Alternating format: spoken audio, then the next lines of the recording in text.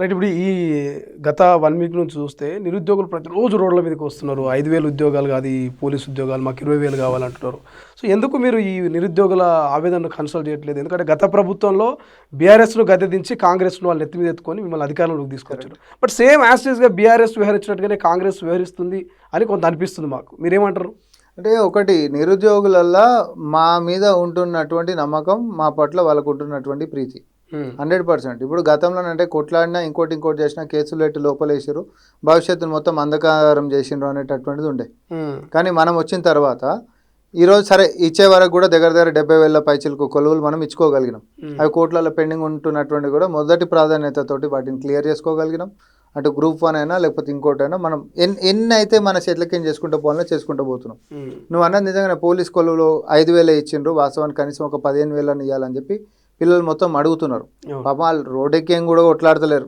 ప్రతి కాడ నిజంగానే ఏంటన్నా మనం కనిపించినా కూడా అన్న 15,000 ఇస్తే బాగుంటుందేమో అన్న, ఎటు 5,000 ఇస్తుండ్రు, అది ఎటు తోక కాదు మూతికి కాదు, అది అటు ఇటు కాకుండా అయిపోతుంది అని అనడం. ఎందుకంటే మళ్ళీ ఇబ్బందికరంగా ఉంటుంది. ఎక్కువ ఇస్తే ఎక్కువ మందికి ఆశ ఉంటుంది, మాకు కూడా లబ్ధి జరుగుతుంది. సాహిత్యకంగా ఉంటున్నటువంటి అంశమే అది. వాస్తవానికి నేను అధిష్టానం దృష్టి కూడా తీసుకొని పోయినా. నేను ఒక మాట మీ ఛానల్లోనే చెప్తున్నాను. నేను ఒక మాట అడుగుతారామన్న, రేపు రంగారెడ్డి లేకపోతే నల్గొండనో పట్టభద్రుల ఎమ్మెల్సీ ఉన్నాయి.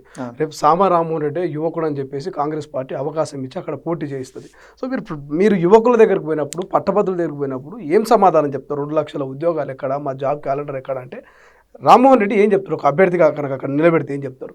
ఖచ్చితంగా పనిచేసినటువంటిది మా పనితనం మాత్రమే మనం చెప్పాల్సిందే కదా. సో మనం చెప్తాం. గతంలో ఉంటున్నటువంటి వైఫల్యానికి నేడు జరుగుతున్నటువంటి ప్రగతికి మధ్య ఉంటున్నటువంటి తేడాని నేను ఖచ్చితంగా చెప్పాల్సినటువంటి బాధ్యత ఉంటుంది, నేను చెప్తా. అంతేకాదు ఇప్పుడు 5,000 కొలువులే మనం ఇస్తున్నాం అనుకుందాం, అది ఇంకేమీ కాలే, అధిష్టానం దృష్టి కూడా నేను తీసుకొని పోయినా already. So that is still pending. అది పెంచుతారనే నమ్మకం మరి నాకు కూడా ఉంది. నేనైతే ఈ తొలి వెలుగు వేదికగా గవర్నమెంట్లో మీకు ముఖ్యమంత్రితో చాలా అటాచ్మెంట్ ఉంటుంది, మంత్రులతో చాలా అటాచ్మెంట్ ఉంటుంది. సో మీరు వాయిస్ ఆఫ్ కాంగ్రెస్ పార్టీగా ఉన్నారు. ఇప్పుడు ఏమి హామీ ఇవ్వబోతున్నారు నిరుద్యోగులకు? అంటే ఈ ప్రభుత్వం ఏం చేసినా మీకోసం చేస్తుంది. ఈ ప్రభుత్వం ఏం చేసినా తన పిల్లలకి ఏదైతే బాగుంటే అనే ఆలోచన ఒక తండ్రికి ఉంటుందో, లేకపోతే ఇంట్లో ఉంటున్నట్టు ఒక పెద్దన్నకు ఉంటుందో, అట్లాంటి ఆలోచననే ముఖ్యమంత్రి రేవంత్ రెడ్డి గారు చేస్తారు. ఎందుకంటే ఆయన మొదటి రివ్యూలు అప్పుడు కూడా నేను నిలవెత్తు సాక్ష్యాన్ని, నేను కోర్టులలో ఉంటున్నటువంటి కేసులు మొత్తం కూడా ఇమీడియట్గా అయిపోవాలి. వాడు కావాలనే క్వశ్చన్ పేపర్లలో కొర్రీలు పెట్టిండు, ప్రొసీజర్లో కొర్రీలు పెట్టి అది కోర్టులలో నాంచేసి పిల్లల నోట్లలో మన్నుగొట్టిండు. అది ఇమీడియట్గా కోర్టులలో అవన్నీ తేయిపోలే, కొల్లు మొత్తం ఇచ్చేసేయండి అనే కాడికి మొదలు పెట్టుకుంటే అధికారులకి ఎంత వీలైతే ఎన్ని వేకెంట్ అయిపోతుంటే అన్నీ అయితే ఫిల్ చేసుకుంటా పోండి, ఈ సైకిల్ ఆపొద్దు అనేటటువంటి అంశం దాకా. అయితే శ్రీశైలం, నేను ఇంకొక విషయం కూడా మీ ఛానల్ చెప్తున్నా. మనం వ్యవస్థలు అన్నీ కరెక్ట్ చేద్దామనే ఆలోచన నాకున్నా, మన నాయకులకున్నా, కొంతమందికి ఉన్నా, కింది డౌన్ లైన్ అధికారుల నుంచి పోయేదాకా అది కొంచెం బాగా వైబ్రేట్ అవుతూ ఉంటుంది. నేను ఎక్కువ రాజకీయాలకు పోను దాంట్లోకి, కానీ అది ఎందుకో కొంచెం కిందికి దాకా పోవాలంటే దాంట్లో కూడా అనేక రకాల కొన్ని రాజకీయ అంశాలు మనకు కనిపిస్తూ ఉంటాయి. ఎందుకంటే నేను ఈసారి అధికారాన్ని దగ్గరికేం చూస్తున్నా, అధికారులను కూడా నేను దగ్గరికేం చూస్తున్నా. సో ఒక్కొక్కరికి ఒక్కొక్క స్టైల్ ఆఫ్ ఫంక్షనింగ్ ఉంటుంది. కొంతమంది ఇమీడియట్గా చేసేటోళ్ళు ఉంటారు, కొంతమంది చేస్తాపో అని చెప్పి భరోసా ఇచ్చేటోళ్ళు ఉంటారు, కొంతమంది చూద్దాం అనేటోళ్ళు ఉంటారు, కొంతమంది స్పందించిన వాళ్ళు కూడా ఉంటారు. రకరకాల అధికారులు ఉంటారు. అన్ని రకాల వాళ్ళని కూడా ఒక గాడికి తీసుకొని వచ్చి వ్యవస్థ అనేటటువంటి ముందుకు నడిపించేటటువంటి దాంట్లోనే మన నాయకుడు పోతుండు. ఎందుకంటే ఇప్పుడు గత 10 సంవత్సరాలు కూడా ఎవరైతే అధికారంలో ఉన్నారో కొంచెం వాళ్ళతో కూడా అటాచ్మెంట్ ఉంటున్నటువంటి వాళ్ళు కూడా ఉంటారు కదా. ఇక అందులో కూడా రాజకీయాలు ఉంటాయి, వాళ్ళు చెప్పేటట్టు. ఇప్పుడు మన హరీష్ రావుది మనం చూసినాం, వడ్ల లారీలను మొత్తం ఆపిండు, ఏడికి కొనుక్కునేటటువంటి ఐకేపీ సెంటర్ల దాకా పోనీయకుండా మళ్ళీ ఉల్టా ఏమన్నాడు, కొంటలేరు అనేటటువంటి రాజకీయం చేసాడు. ఎంత నీచం నికృష్టం అంటే ఇక అంతకుమించి ఏముండదు. ఇవాళ ఒకటి పేపర్లో మనం హెడ్లైన్స్ చూసినాం, సిద్దిపేటలో దగ్గర ఒక 7,000 బ్యాగులు ఏది మిస్ అయినది, యాప్ ద్వారానే తెలిసింది అది యూరియా. ఎక్కడ పోయినాయి, ఏం సంగతి, నీ సొంత నియోజకవర్గాలలో ఎట్లయితాయి, నీ సొంత జిల్లాలలో ఎట్లయితాయి అని. అంటే గతంలో వాళ్ళు చేసినటువంటి పాపాలు అక్రమాలు ఏవైతుందో వాళ్ళ అలవాటు ఇంకా పోలే, అవన్నీ ఒక్కొక్కటి మెల్లగా బయటకు వస్తుంటాయి. కాబట్టి ఇంకోటి సమస్యలు అనేటటువంటిది కూడా వాళ్ళ నియోజకవర్గాల వరకే పరిమితం అవుతారు. మీరు ఇది కూడా గమనించండి, సమస్యలను క్రియేట్ చేసేటోళ్ళే వాళ్ళు అవుతారు.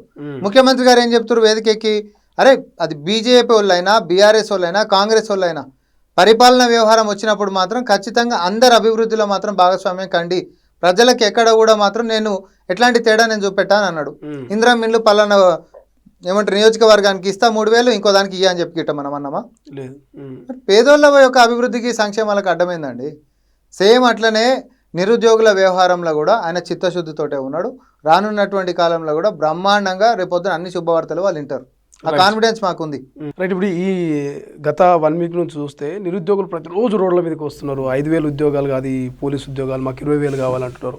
సో ఎందుకు మీరు ఈ నిరుద్యోగుల ఆవేదనను కన్సల్ట్ చేయట్లేదు? ఎందుకంటే గత ప్రభుత్వంలో బీఆర్ఎస్ను గద్దె దించి కాంగ్రెస్ను వాళ్ళు ఎత్తి మీద ఎత్తుకొని మిమ్మల్ని అధికారంలోకి తీసుకొచ్చారు. బట్ సేమ్ యాస్టీస్గా బీఆర్ఎస్ వ్యవహరించినట్టుగానే కాంగ్రెస్ వ్యవహరిస్తుంది అని కొంత అనిపిస్తుంది మాకు. మీరేమంటారు?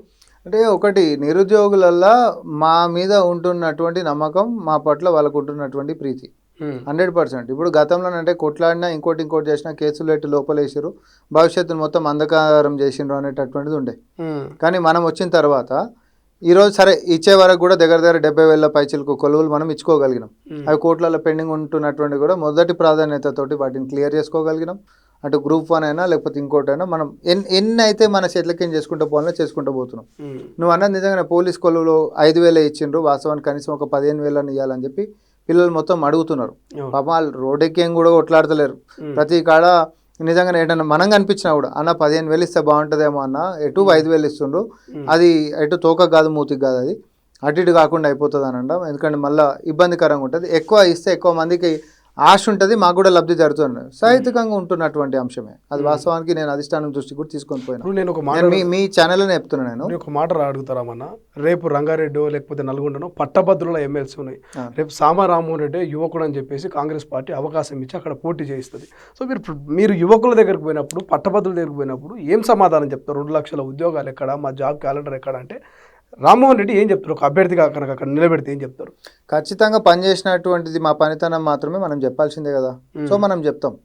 గతంలో ఉంటున్నటువంటి వైఫల్యానికి నేడు జరుగుతున్నటువంటి ప్రగతికి మధ్య ఉంటున్నటువంటి తేడాని నేను ఖచ్చితంగా చెప్పాల్సినటువంటి బాధ్యత ఉంటుంది, నేను చెప్తా. అంతేకాదు ఇప్పుడు 5,000 కొలువులే మనం ఇస్తున్నాం అనుకుందాం, అది ఇంకేమీ కాలే, అధిష్టానం దృష్టి కూడా నేను తీసుకొని పోయినా already. So that is still pending.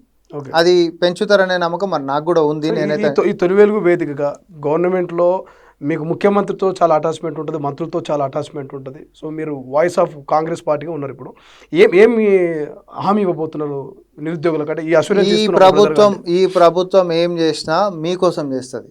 ఈ ప్రభుత్వం ఏం చేసినా తన పిల్లలకి ఏదైతే బాగుంటే అనే ఆలోచన ఒక తండ్రికి ఉంటుందో, లేకపోతే ఇంట్లో ఉంటున్నట్టు ఒక పెద్దన్నకు ఉంటుందో, అట్లాంటి ఆలోచననే ముఖ్యమంత్రి రేవంత్ రెడ్డి గారు చేస్తారు. ఎందుకంటే ఆయన మొదటి రివ్యూలు అప్పుడు కూడా నేను నిలవెత్తు సాక్ష్యాన్ని, నేను కోర్టులలో ఉంటున్నటువంటి కేసులు మొత్తం కూడా ఇమీడియట్గా అయిపోవాలి. వాడు కావాలనే క్వశ్చన్ పేపర్లలో కొర్రీలు పెట్టిండు, ప్రొసీజర్లో కొర్రీలు పెట్టి అది కోర్టులలో నాచేసి పిల్లల నోట్లలో మన్నుగొట్టిండు. అది ఇమీడియట్గా కోర్టులలో అవన్నీ తేయిపోలే, కొల్లు మొత్తం ఇచ్చేసేయండి అనే కాడికి మొదలు పెట్టుకుంటే అధికారులకి ఎంత వీలైతే ఎన్ని వేకెంట్ అయిపోతుంటే అన్నీ అయితే ఫిల్ చేసుకుంటా పోండి, ఈ సైకిల్ ఆపొద్దు అనేటటువంటి అంశం దాకా. అయితే శ్రీశైలం, నేను ఇంకొక విషయం కూడా మీ ఛానల్ చెప్తున్నా. మనం వ్యవస్థలు అన్నీ కరెక్ట్ చేద్దామనే ఆలోచన నాకున్నా, మన నాయకులకున్నా, కొంతమందికి ఉన్నా, కింది డౌన్ లైన్ అధికారుల నుంచి పోయేదాకా అది కొంచెం బాగా వైబ్రేట్ అవుతూ ఉంటుంది. నేను ఎక్కువ రాజకీయాలకు పోను దాంట్లోకి, కానీ అది ఎందుకో కొంచెం కిందికి దాకా పోవాలంటే దాంట్లో కూడా అనేక రకాల కొన్ని రాజకీయ అంశాలు మనకు కనిపిస్తూ ఉంటాయి. ఎందుకంటే నేను ఈసారి అధికారాన్ని దగ్గరికేం చూస్తున్నా, అధికారులను కూడా నేను దగ్గరికేం చూస్తున్నా. సో ఒక్కొక్కరికి ఒక్కొక్క స్టైల్ ఆఫ్ ఫంక్షనింగ్ ఉంటుంది. కొంతమంది ఇమీడియట్గా చేసేటోళ్ళు ఉంటారు, కొంతమంది చేస్తాపో అని చెప్పి భరోసా ఇచ్చేటోళ్ళు ఉంటారు, కొంతమంది చూద్దాం అనేటోళ్ళు ఉంటారు, కొంతమంది స్పందించిన వాళ్ళు కూడా ఉంటారు. రకరకాల అధికారులు ఉంటారు. అన్ని రకాల వాళ్ళని కూడా ఒక గాడికి తీసుకొని వచ్చి వ్యవస్థ అనేటటువంటి ముందుకు నడిపించేటటువంటి దాంట్లోనే మన నాయకుడు పోతుండు. ఎందుకంటే ఇప్పుడు గత 10 సంవత్సరాలు కూడా ఎవరైతే అధికారంలో ఉన్నారో కొంచెం వాళ్ళతో కూడా అటాచ్మెంట్ ఉంటున్నటువంటి వాళ్ళు కూడా ఉంటారు కదా. ఇక అందులో కూడా రాజకీయాలు ఉంటాయి, వాళ్ళు చెప్పేటట్టు. ఇప్పుడు మన హరీష్ రావుది మనం చూసినాం, వడ్ల లారీలను మొత్తం ఆపిండు, ఏడికి కొనుక్కునేటటువంటి ఐకేపీ సెంటర్ల దాకా పోనీయకుండా మళ్ళీ ఉల్టా ఏమన్నాడు, కొంటలేరు అనేటటువంటి రాజకీయం చేసాడు. ఎంత నీచం నికృష్టం అంటే ఇక అంతకుమించి ఏముండదు.